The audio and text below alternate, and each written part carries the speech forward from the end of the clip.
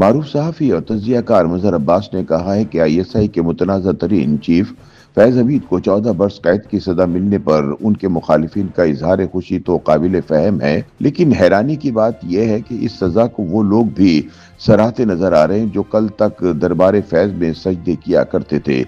روزنامہ جنگ کے لیے تجزیے میں مظہر عباس کہتے ہیں کہ سال 2025 کے اختتام پر ہماری سیاسی اور عسکری تاریخ میں تب ایک اہم باب کا اضافہ ہوا جب دنیا کی طاقتور ترین خفیہ ایجنسیوں میں شمار ہونے والی آئی ایس آئی کے سابق سربراہ لیفٹیننٹ جنرل ریٹائرڈ فیض حمید کو field general court marshal K بعد اختیارات کے ناجائز استعمال، آفیشل سیکریٹ ایکٹ کی خلاف ورزی اور سیاست میں مداخلت کے الزامات پر 14 سال قید بامشقت کی سزا سنائی گئی۔ یہ فیصلہ ایسے وقت میں سامنے آیا جب 26ویں اور 27ویں آئینی ترمیم پر میڈیا اور سیاسی حلقوں میں بحث جاری تھی۔ اس فیصلے نے نہ صرف اندرون ملک بلکہ بین الاقوامی سطح پر بھی توجہ حاصل کی۔ مبصرین کے مطابق فیض کی سزا محض ایک عدالتی فیصلہ نہیں بلکہ ایک طویل سیاسی کہانی کا آغاز ہے۔ مظہر کہتے ہیں کہ اگرچہ اس فیصلے کی باز گشت پہلے سے سنائی دے رہی تھی، تاہم سزا سنائے جانے کے بعد یہ تاثر مضبوط ہو رہا ہے کہ معاملہ یہیں ختم نہیں ہوا۔ سیاسی حلقوں میں یہ بحث زور پکڑ چکی ہے کہ آیا یہ فیصلہ سیاست میں فوج کی مداخلت روکنے کا باعث بن سکے گا یا نہیں۔ مظہر عباس کے مطابق متاثرین فیض حمید کی جانب سے اس فیصلے پر اطمینان اور خوشی فطری ہے، مگر حیران کن بات یہ ہے کہ وہ عناصر بھی اسے تاریخی قرار دے رہے ہیں جو ماضی میں فیض حمید اور ان کے اختیارات سے مستفید ہوتے رہے اور دربار فیض کا حصہ سمجھے جاتے تھے۔ ان کے مطابق اگر سیاست میں اس نوعیت کی مداخلت نہ ہوتی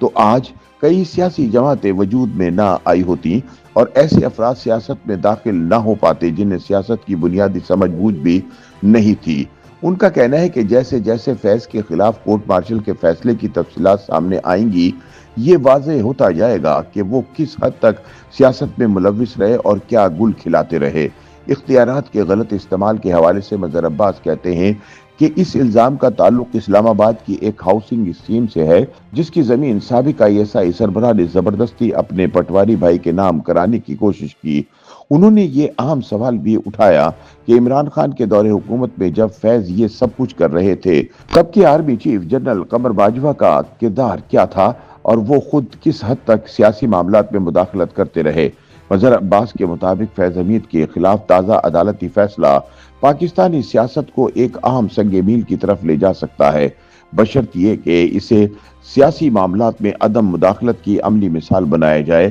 اور سیاست کو سیاستدانوں کے سپرد کیا جائے۔ تاہم ان کے مطابق اس عمل میں خود سیاسی جماعتوں اور رہنماؤں کا کردار کلیدی ہے جو بوقت ضرورت جرنیلوں کے درباری بننے سے بھی گریز نہیں کرتے اور حالات بدلنے پر خود کو متاثرین کہلوانا شروع کر دیتے ہیں۔ مظہر عباس کے مطابق پاکستان میں بدقسمتی سے سویلین حکمران آج بھی یہ سمجھتے ہیں کہ اگر ان کی پسند کا آرمی چیف یا آئی ایس آئی چیف آ جائے تو ان کا مقدر محفوظ ہو جائے گا، حالانکہ تاریخ گواہ ہے کہ یہی فیصلے بعد میں ان کی رخصتی کا سبب بھی بنے۔ جنرل ضیاء الحق اور جنرل پرویز مشرف کی مثالیں اس کی واضح دلیل ہیں۔ مظہر یاد دلاتے ہیں کہ پاکستانی سیاسی تاریخ میں آئی ایس آئی کے سابق سربراہ جنرل حمید گل کا سیاسی کردار بھی نمایاں رہا، جنہوں نے نواز شریف اور عمران خان جیسوں کو سیاست میں لانے اور بنانے کا فریضہ سر انجام دیا۔ اس کے باوجود نہ تو کسی سویلین حکومت نے اور نہ ہی خود فوج کے ادارے نے ان کے خلاف کوئی مقدمہ چلایا۔